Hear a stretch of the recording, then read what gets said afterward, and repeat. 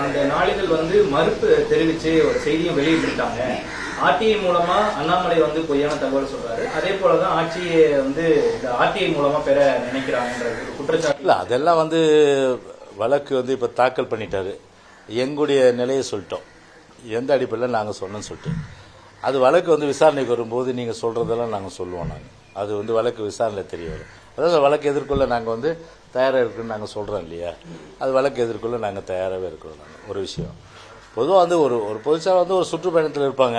இப்போ இன்றைக்கி நான் ஒரு பேப்பரை பார்க்குறேன், சரி, அதே நேரத்தில் வந்து மறுநாள் திருப்பி என்ன பண்ண அந்த ஒரு என்கேஜ்மெண்ட்டில் அன்றைக்கி பார்க்காம போவேன். அன்றைக்கி வந்த பேப்பர் வச்சு தான் நான் பேச முடியும். அதனால் வழக்கை பொறுத்தவரை நீதிமன்றத்தில் இருக்குது. நாங்கள் நீதிமன்றத்தில் அது வந்து கண்டிப்பாக வந்து எங்கள் மேலே எந்த ஒரு தவறு இல்லை என்றதை நாங்கள் எடுத்துருக்கோம்.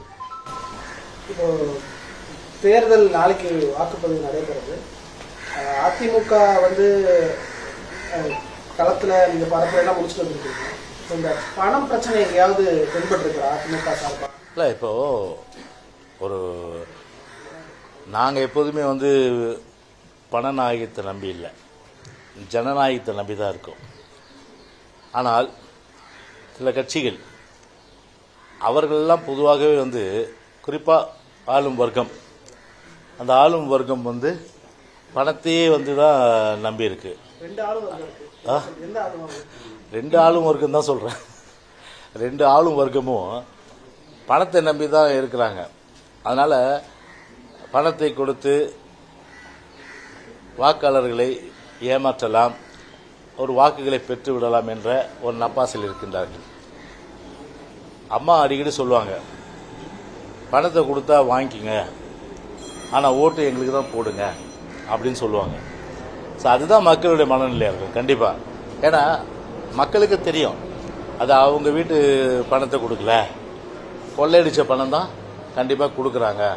சரி, வருது எதுக்கு வேணான்னு சொல்லுவான், வாங்கி போட்டுட்டு போடுற கட்சிக்கு போடுவாங்க. அதுதான் வந்து நடக்க போகுது.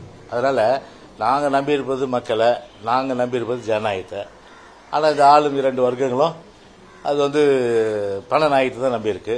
பாண்டிச்சேரியும் உங்களுக்கு தெரியும் எந்த அளவுக்கு வந்து மத்தியில் இருக்கின்ற ஒரு ஆளும் வர்க்கம் இன்றைக்கு வந்து ஒரு பணத்தை மட்டுமே நம்பி வந்து வாக்காளர்கள் அளித்ததெல்லாம் அங்கே வந்து பெரிய அளவுக்கு வந்து ஒரு தேர்தலே நிறுத்தின அளவுக்கு அங்கே வந்து பாண்டிச்சேரி, தமிழ்நாட்டில் இல்லை பாண்டிச்சேரியில் போயிடுச்சுன்றதெல்லாம் உங்களுக்கு நான் நினைவூட்ட கடமைப்பட்டிருக்கின்றேன்.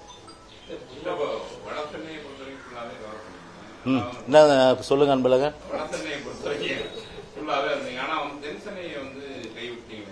எல்லா தொகுதியும் வந்து பார்த்தீங்கன்னா வந்து அனைத்து இந்திய அண்ணா திராவிட முன்னேற்ற கழக தொகுதி தானே.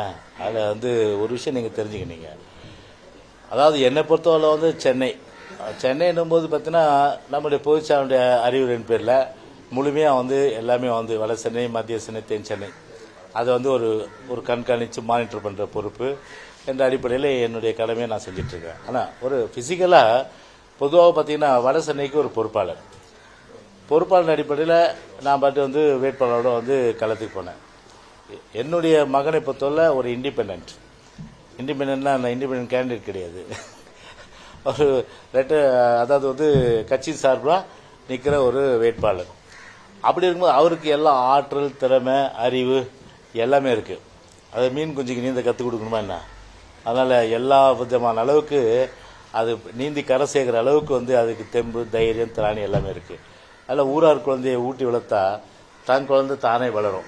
எனவே அந்த அடிப்படையில் அதை பொறுத்தவரையில் பார்த்தீங்கன்னா மீன் குஞ்சுக்கு நீந்த கற்றுக் கொடுத்தல, அது வந்து தன்னால் நீந்தி வந்துடும், கரை சேர்ந்துடும்.